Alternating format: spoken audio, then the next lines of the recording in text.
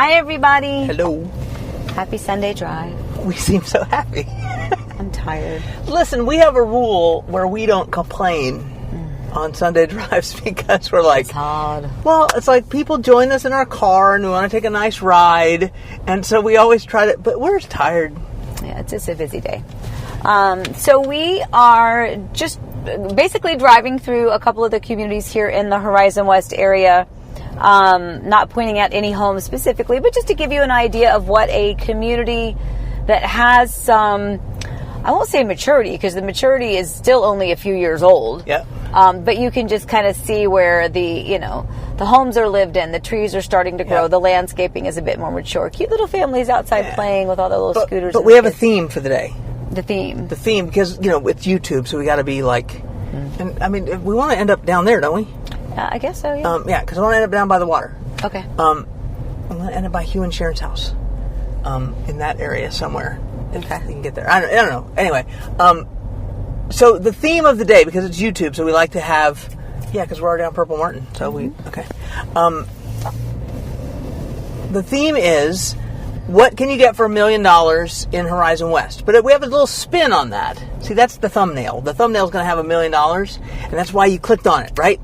But we have a little bit of a spin on it because what we want to talk about is what you can and what you should list and get for $1 million, because those things are different.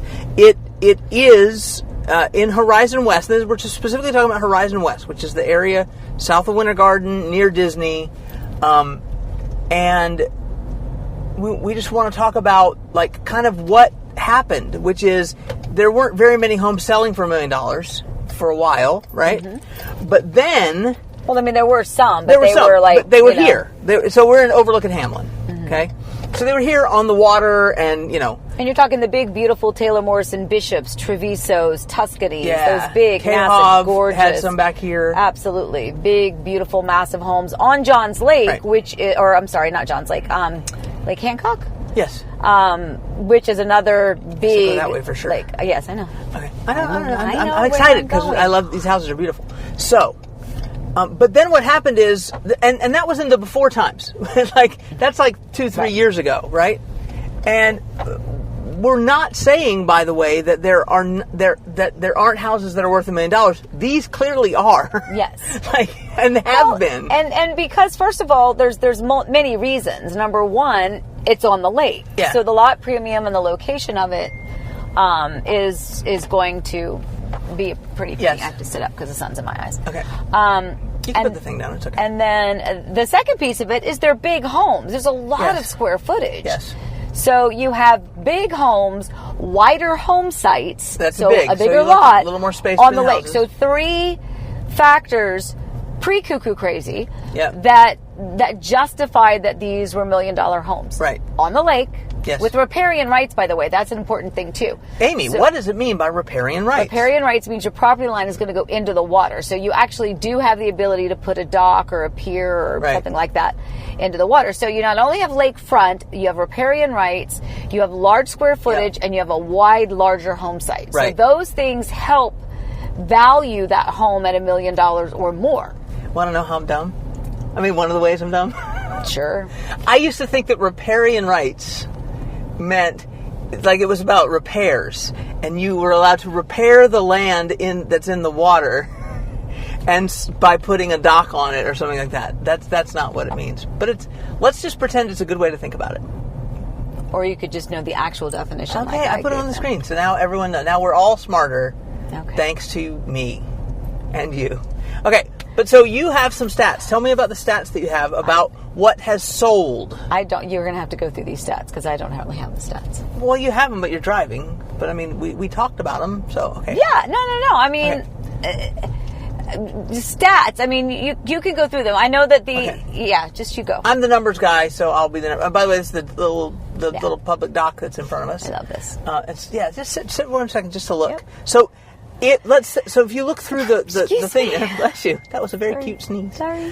If you look through the thing, you see these houses have docks and things on them. So that, I mean, those houses have riparian rights, and they also clearly someone's at our house. No, it's DocuSign. Oh, is it? Yes. It's, okay. People are docu-signing. We've had some contracts that we've been writing cool. today, so things are out for signatures. Yeah. Woohoo! That's exciting, by the way.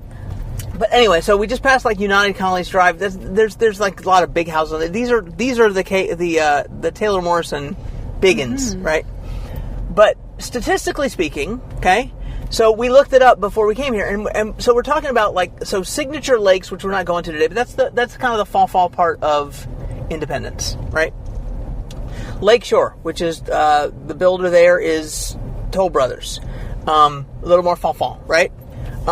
There were a few in Watermark in one particular area, and then here in Overlook and Hamlin. That's kind of where the houses have sold, like in the last, and this is just in the last 60 days, right? Right. Okay. And keep in mind that Watermark doesn't have any lakefront pieces of property. Right. They have some conservation. They do have some extra deep lots that back up to conservation, but and some big old floor plans. With dual masters and stuff like that. So good gracious, look at these houses. It's beautiful. Wow. Okay. Anyway, but so those homes, those sold. Sorry, we couldn't afford it. This is where you wanted to live. Yeah, this is where I want to live, but we couldn't afford it. We could not, which is my fault. But I mean, well, it's just when we first moved here. These are gorgeous. They are beautiful. Well, and again, if you look, they're wider home sites. Yep. Larger square footage. It's just a big old house. Excuse me. And they back up to water. Yep. And and one of your clients that bought a house here is a hoot, and I love her. Oh my. Janice. Yes. Oh my God. Hi, Janice. Okay. Love you. Anyway. Okay. So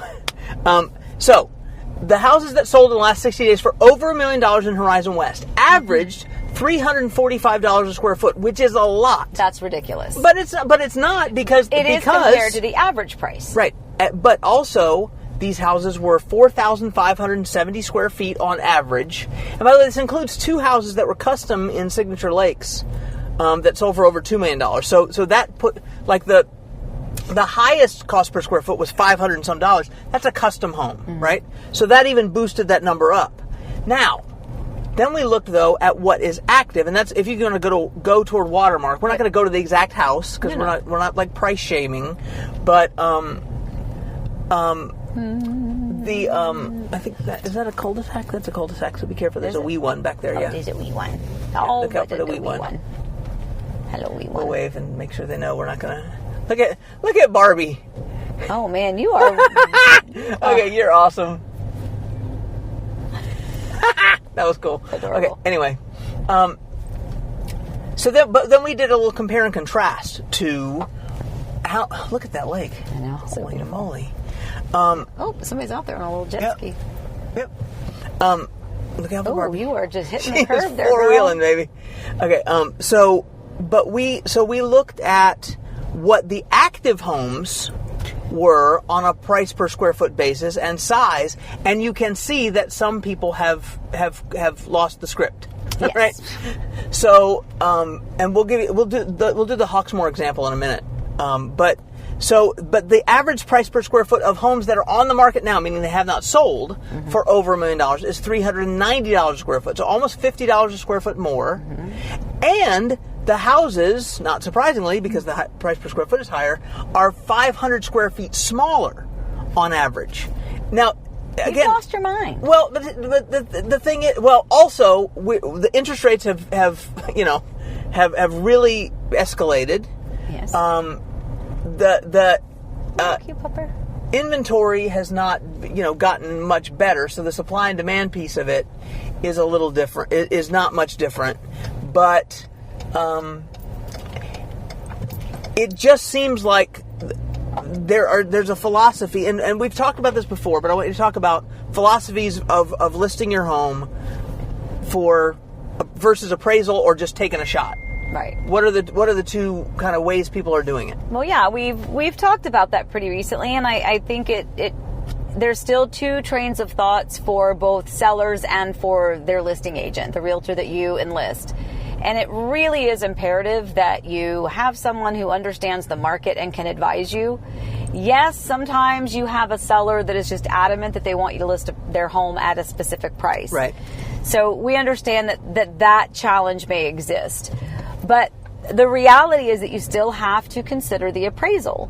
And so if you price your home somewhere in the appraisal range where you have actual data, actual sold comps to support that, then you're doing your client a good service, because you're not going to potentially have an appraisal issue later on down the road once you finally have an offer that you've accepted, which is why we've been talking a lot about appraisals, waiving appraisals, bridging appraisal gaps, things like that, because that is the market that we're in. So people buying above appraisal is not out of the realm of possibility. In fact, it's almost the norm. And you most certainly have to address that in your offer to begin with. Yes. But I always tell people, you know, when we're submitting our offers is to price. First of all, we're gonna assume that where the listing agent has priced it is where it should appraise. And we assume so, yes. That's putting some of that responsibility back on those people. Right. Now we check, of course. No, of course. Yeah. But we can structure our offer saying, look, you know, we came in over your asking price with the assumption that it was going to appraise where you listed it, because that is part of your job. Anyway, so the two trains of thoughts are, yes, price it where you feel like the sold comps are going to support that price, that comp price or the appraisal price. And then the other train of thought is just throw crap up into the air and just pick a number and have nothing to support it other than your heart's desire. Right. That's a great way to put it, your heart's desire, because that's the thing. You just, and some people, sometimes I think we think people just say, we'll take a shot. But you've had listing agents say to you on the phone, well, people will pay anything these days. And then promptly we didn't make an offer. It's like, because no, they won't. Yeah. And those houses, those houses just don't sell. So, so we're pulling into Summerlake Grove, like Highlands at Summerlake Groves. Is that what it? No. This is Summerlake Groves, and Highlands at Summerlake Groves is the K-House section. Yes, this is like the MI section, right? Yes, correct. So it's raining over there. I wish it would rain at our house. Oh, it's raining. Anyway, so. Just that's kind of our message, is don't just decide that there's a price, and there is real value in hiring the right expert, because if you have a realtor that will just say, sure, I'll list it at whatever you want, you're wasting your time and their time. And we'll give it two examples of that. Yeah. So back to the stats. The homes that sold in the last 60 days for more than $1 million were on the market for an average of 26 days. Now, some of those were on the market for 200 days. So that actually moved that average up quite a bit. And some were on the market 2 days. 2 minutes, yeah. But 26 days in the normal world, right now I go, that's forever. Yeah, right. But in a normal world, that's still quick. 45 days, 2-3 years ago, 45 days was the average, right? So that's still half of the average, basically half of the average from before. And a higher price point, they sit longer because there's a smaller buyer pool. Exactly, yes. But here's the thing. The homes that are on the market right now in Horizon West that are over $1 million have already been on the market on average 61 days. So getting to the point where they're almost on the market 3 times longer than the ones that sold. And things have changed in real estate, but there is something that we have believed forever since we started in real estate is still true. If a home has not sold, it's overpriced. There could be 1,000 reasons why. My hands just went crazy. There could be 1,000 reasons. I feel very passionate about this. Highlands at Summerlake Groves, right? Yes. Oh, sorry, I'm just saying. Yes. There can be 1,000 reasons. Maybe it's, well, it needs a new roof. Maybe it's, well, something's wrong with this or that. But it's still overpriced. Right. Because homes that are priced correctly will sell, because that's part of the equation. I'm going to go take a peek down here. I know we're going this way, but I wonder what the final product looked like with the final phase back here. So I'm going to go take a peek. That's fine. Yeah, all good. Yeah, so there's some houses back here that it's so funny though to think back when we came back here, because we thought about buying a house back here, and we were like, 600,000 was the base price or something, and now it'd be like, we'll jump on that so fast. I know, it's amazing how your perspective changes. Yeah. I'm glad you pulled back here. This is good. We haven't been back here in a while. So because remember our favorite people that have houses side by side. We're not mentioning their name. Yes. They have houses side by side, and we adore them. Yes. Well, we don't have to mention their name, but you might have seen. So Caroline we did at Christmas. We saw all of her Christmas stuff. Remember that video? They're back here. So that Christmas house is back here. Yes. And Sweet Lemon Way has to be one of the best names. Yeah, there's really good names. Great names back here. But this was just the final little phase was back here. So it's a little phase, but it's and some nice of them were on the lake, right? but those did not have riparian rights. They actually was a giant retaining wall back there, so you had a lake view, but you did not have the ability to build a dock or anything. So that's. But anyway, guys, I interrupted you. I interrupted you. Can I be nice to you? What? This is one of the things that I just really like about you as a real estate. That's why you're my real estate agent. Other than the marriage license, but other than but see, like knowing all of that stuff. Oh wait. What? Okay, so that connects now to Busacco right there. Yes. Oh. Okay, cool. All right, you're so smart. Yeah. Oh, that's a pretty house. Yeah. This is where the models were. Yeah, nice. Okay, so but here's what I like. Yeah. You know, because you saw all these houses come up from dirt, right? Mm-hmm. Like oh yeah, the model, yeah. Do you want me to go back though to the actual? Because I wanted to see these, but do you want me to go back? No, go back if you want to go to Watermark. No, just go to Watermark because it's right there. Yeah. But it's so nice to know, having seen these come up from dirt. By the way, the houses in front of us now, you can see this is Busacco Way. Mm-hmm. So these houses all back up to, candidly, Disney. Conservation. That's owned by Disney. But those lots were like 220 feet deep. So deep, yeah. Which, So these are definitely $1 million price point homes. And I mean, you'll see some of these, is it the Oleander? Which one has the turret? Oleander. Yeah, so right there, the one with the turret. That's the Oleander floor plan. This is Meritage, you have beautiful dogs. Look at you. Yeah, so now we're in Meritage, Watermark. Mm-hmm. So everything kind of along our left here is, I mean, if you price these at $1 million, if you didn't price these at $1 million, I'd be like, what are you doing? Because they're the gigantic ones. Yeah, gigantic lots. Big houses, gigantic lots. It's extra deep. But now, I will say they're not any further apart. They're not a wider lot. Right. Now there is up in the community, though, like with rear neighbors, and there's a home right now that's priced at essentially $1.1 million. And I looked at that and I was like, it's a Lafayette. I don't know if it's a dual master Lafayette, but I looked at it and I thought, oh yeah, okay, I totally get it. Square footage is tremendous, and it's only been on the market 10 days. Right. So we'll see how that one pans out. Yeah, we'll see how that goes. Now, tell me the story of Hawksmoor, okay? Because we actually sent a little postcard out that said to our neighbors, because like we live in this Sorry. That's fine.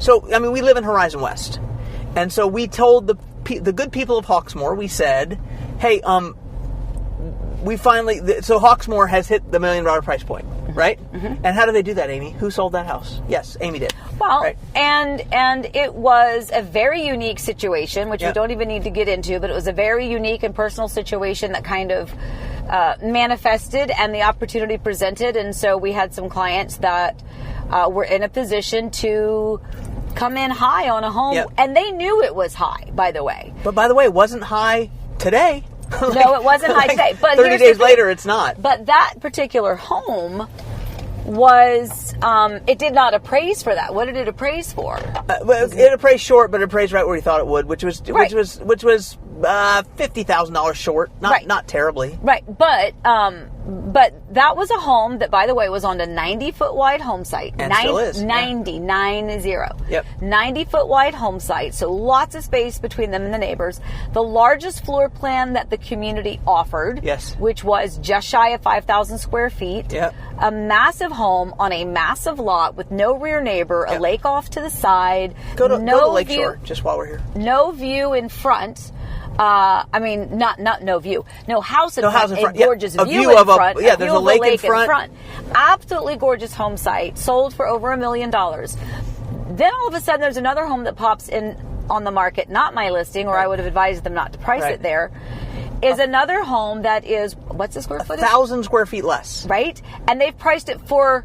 $60,000? $1.1 million. Right, but they sold. But they're asking. They're asking $50,000 more. More, $75,000 more. Right, more than what the other home sold for, and this one is on a traditional lot. Yep. Traditional depth.